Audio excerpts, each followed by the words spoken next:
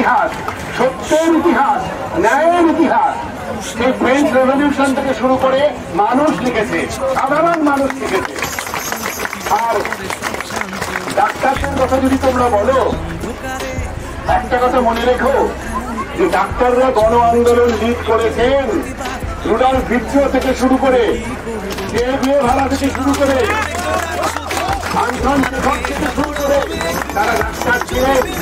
এবং ডাক্তার ছিলেন বলে তারাই জানতেন যে কারো শরীরে নীল রক্ত পায় না, সবার শরীরে লাল রক্ত পায়।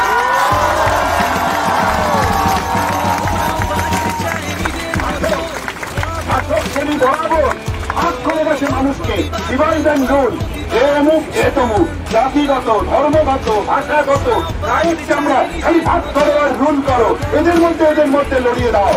সেই জন্য ডাক্তারের অবস্থানটা বরাবর হচ্ছে সেই একমাত্র প্রত্যক্ষ জ্ঞানে জানে যে মানুষের সঙ্গে মানুষের কোনো ভেদ নেই। মানুষই সত্য, মানুষই শেষ কথা বলে ইতিহাসে, এটা ডাক্তাররা তবে নিজের জীবন দিয়ে জেনেছে। আর আজকে তোমরা যে কষ্টের জন্য উঠে দাঁড়িয়েছ, আজকে তিলোত্তমা অমর হয়ে গেছে।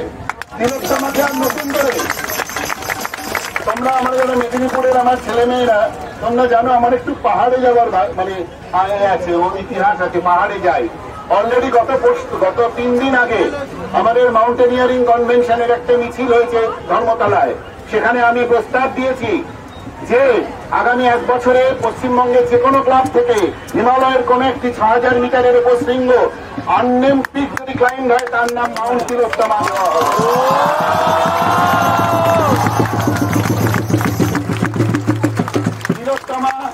তিলোত্তমা আমাদের প্রত্যেকের ভেতরে, একটা তিলোত্তমাকে ফিজিক্যালি ডিস্ট্রয় করে এই কোটি কোটি তিলোত্তমা তোমাদের মধ্যে ছড়িয়ে রয়েছে, তাকে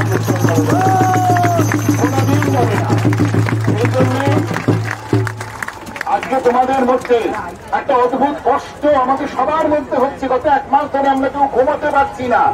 এটা একটা অদ্ভুত কষ্ট। এই কষ্টের কোনো ব্যাখ্যা নেই। এটা কি দুঃখ, এটা কি ক্রোধ, এটা কি রাগ, এটা কি অভিমান, এটা কি আমরা জানি না কি? কারণ এটা আনপ্রেসিডেন্টেড। যে ঘটনাটা ঘটেছে সেটা আনপ্রেসিডেন্টেড, কোনোদিন কোনো সভ্যতার ইতিহাসে এটা ঘটেনি। যুদ্ধক্ষেত্রের কথা ছেড়ে দাও, মানে যেখানে যুদ্ধ চলে সেখানে ওই গোলা পড়ে, হাসপাতাল ভেঙে যায়, ডাক্তার নার্স মারা যায়, কিন্তু এটা অভাবনীয়, এটা কোনোদিন এরকম ঘটেনি। সুতরাং this is a unprecedented incident and there is an unprecedented reaction. জনসাধারণের এই যে রিয়াকশন আনপ্রেসিডেন্টেড। সেই জন্য শাসক শ্রেণী আজকে তোমাদের মধ্যে যে ক্রোধ জাগরিত হয়েছে, এই ক্রোধটা পবিত্র ক্রোধ। তোমাদের চোখের দিকে তাকাতে যে কোনো শাসক ভয় পাবে।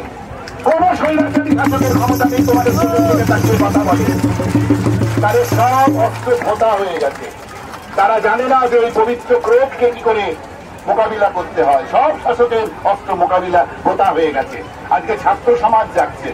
আমার সম্পূর্ণ আশা আছে যে তোমরা অতি অবশ্য তোমাদের লক্ষ্যে পৌঁছবে। খালি একটা কথা মনে রেখো, কালকেও আমি গণকনভেনশনে বলেছি যে আগুন দাবানলের মতো এগোচ্ছে। ফল অফ বাস্তিল শুরু হয়ে গেছে। The fall of Bastille has began.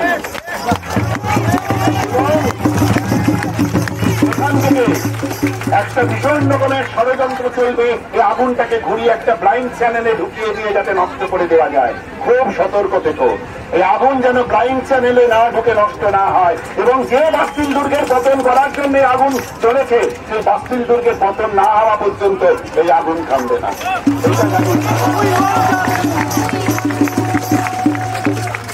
আমরা হাসপাতালে কাজ করছি, সিনিয়ররা নিজেদের সাধ্যের অতিরিক্ত দিয়ে সাপোর্ট দিয়ে চালিয়ে যাচ্ছি।